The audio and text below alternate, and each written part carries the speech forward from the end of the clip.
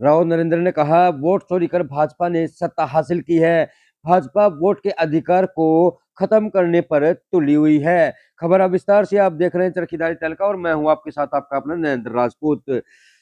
कांग्रेस कार्यकर्ताओं ने सोमवार को दादरी में वोट चोर गद्दी छोड़ अभियान के तहत जिला प्रधान सुशील धानक की अध्यक्षता में विरोध प्रदर्शन किया, जिसमें कांग्रेस से प्रदेश अध्यक्ष राव नरेंद्र सिंह व जितेंद्र बघेल ने विशेष रूप से शिरकत की। कांग्रेस कार्यकर्ताओं ने सरकार पर लोकतंत्र को कमजोर करने का भी आरोप लगाया है।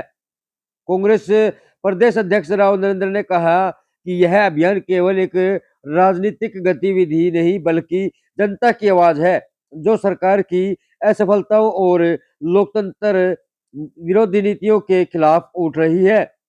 भाजपा ने चुनाव में एक साजिश के तहत वोट चोरी कर सत्ता हासिल की और जनता के साथ धोखा किया है, जिसका परिणाम भुगतना पड़ेगा। उन्होंने कहा कि आज कमजोर तंत्र से देश की जनता त्रस्त है। ऐसे लोगों को तुरंत गद्दी छोड़ देनी चाहिए जो वोट चोरी कर सत्ता में बैठे हैं। प्रदेश कांग्रेस के सह प्रभारी जितेंद्र बघेल ने कहा कि भाजपा ने लोकतंत्र को खत्म करने का प्रयास किया है। कानून व्यवस्था का जनाजा निकल गया है। इस भ्रष्ट लोकतंत्र को खत्म करने के लिए अब सड़कों पर उतरने की जरूरत आन पड़ी है। कांग्रेस वरिष्ठ नेत्री डॉक्टर मनीषा सांगवान ने कहा कि कांग्रेस के वरिष्ठ नेता राहुल गांधी ने जब से वोट चोर गद्दी छोड़ अभियान चलाया है, तब से भाजपा नेताओं की नींद गायब है। कांग्रेस आम जनता के वोट के अधिकार को किसी भी सूरत में खत्म नहीं होने देगी। उन्होंने कहा कि अब हर नागरिक इस अभियान से जुड़ रहा है। भाजपा राज में आम जनता पर अत्याचार बढ़ रहा है। वोट चोरी कर सत्ता में बैठे नेता केवल तमाशा देख रहे हैं। उन्होंने कहा कि यह अभियान प्रदेश भर में चलाया जाएगा और जनता को जागरूक कर लोकतंत्र की रक्षा के लिए एकजुट किया जाएगा। तो खबर कैसी लगी कमेंट बॉक्स में अपनी राय प्रतिक्रिया जरूर दें। अगर आप चैनल पर नए हैं तो जल्दी से चैनल को सब्सक्राइब कर लें, बेल आइकन का बटन ऑन करें ताकि हमारी हर खबर का नोटिफिकेशन सबसे पहले आप तक पहुंचे। वीडियो पसंद आई हो तो शेयर जरूर करें। मिलते हैं फिर एक नई वीडियो के साथ, तब तक के लिए जय हिंद, जय भारत, वंदे मातरम। देखिए, आज दादरी में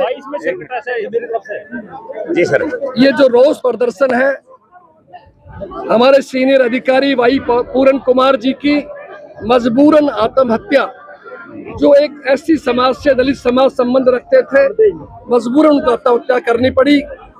उस बारे में रोष प्रदर्शन, साथ में जो लोकतंत्र की हत्या हुई, संविधान का नुकसान किया गया, जो वोट चोरी करके सत्ता सरकार बनाई गई, तो ये आज हमने कार्यक्रम वोट चोर गद्दी छोड़ कर रखा हुआ था, हस्ताक्षर अभियान का है।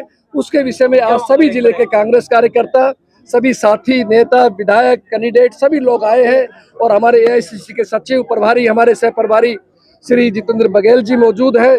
सभी साथियों ने आज यही अपील की है कि सब मिलकर के इसमें इस रोष प्रदर्शन किया जाए और उस पीड़ित परिवार को न्याय दिलाना चाहिए और वोट चोरी वाला कार्यक्रम में पूरी तरह जनता को जागरूक करना चाहिए ताकि लोगों को एहसास हो कि सरकार जन आदेश से नहीं बनी, वोट चोरी करके बनी है। आप सबका धन्यवाद। सर अनुशासन समिति की बात की है आप, जी जी जी, कैसे लोगों को आप बाहर का रास्ता दिखाएंगे? कार्यक्रम मैंने बोल दिया, बहुत शीघ्र सबसे पहली कोई कमेटी बनी, अनुशासन समिति बनेगी और सभी साथियों से है, उसमें सीनियर लोगों को हम उसमें लेना चाहते हैं और करने के बाद में आपके सामने आएंगे। पिछले 11 सालों से हमारे देश में भी, हमारे प्रदेश में भी हमारी आवाज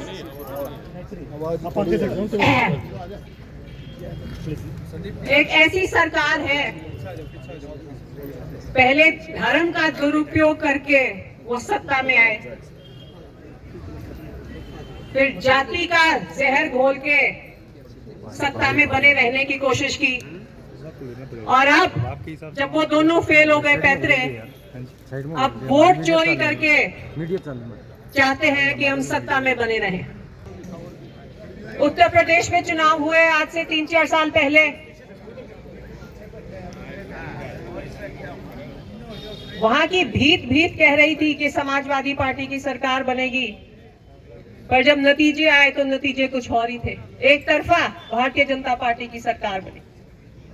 इनकी रैलियों में 500 आदमी नहीं मिला करते और समाजवादी पार्टी की रैलियों में लाखों की भीड़ हुआ करती। फिर भी एक तरफा भारतीय जनता पार्टी की सरकार बनी। श्री वहां के अखिलेश यादव जी ने, जो समाजवादी पार्टी के अध्यक्ष हैं, इलेक्शन कमीशन को कई सबूत दिए कि चुनाव में धांधली हुई है, पर उनकी कोई सुनवाई नहीं हुई। एफिडेविट पर लिखकर इलेक्शन कमीशन को सबूत दिए, पर उनकी कोई सुनवाई नहीं। इतने बड़े बड़े एक्स मुख्यमंत्रियों की आज इस देश में कोई सुनवाई नहीं है। इसके बाद मध्य प्रदेश में चुनाव हुए, छत्तीसगढ़ में चुनाव हुए, अपने उत्तराखंड में चुनाव हुए, वही कहानी बार बार दोहराई गई। धरातल पे कुछ और था और जब नतीजे आए, नतीजे बिल्कुल विपरीत। और ऐसा ही कुछ अपने हरियाणा में भी हुआ। हमारे हरियाणा के लोग बहुत आशावादी हैं, भोले भाले लोग हैं। हमें पहले से ही सचेत हो जाना चाहिए था। जब ये उत्तर प्रदेश में, मध्य प्रदेश में, छत्तीसगढ़ में, उत्तराखंड में बड़े पैमाने पर गड़बड़ी करवा सकते हैं, तो हरियाणा की सत्ता अपने हाथ से कैसे जाने देंगे।